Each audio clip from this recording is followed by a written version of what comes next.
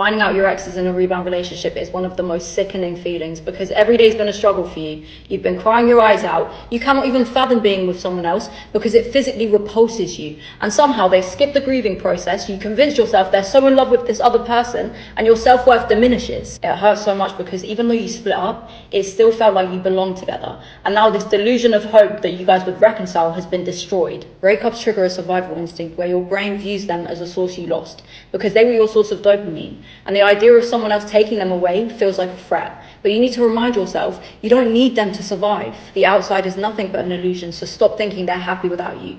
Stop thinking they've leveled up and you're easily replaceable because that is not the case. They are not thriving whilst you're hurting. They're distracting themselves because they don't have the courage to face the emotions and the grief that comes with a breakup. People cope with things differently, and the rebound is not about love and connection. It's about avoidance and suppressing their emotions. That's why most of them fail. It's not about you, it's about them and their lack of emotional maturity. Stop comparing yourself to the rebound because what matters the most is how they treated you and how they made you feel. The fact they moved on so quickly doesn't invalidate the time spent together or the love that you guys shared. The tables always turn, and there's only so much that distractions can fill the void.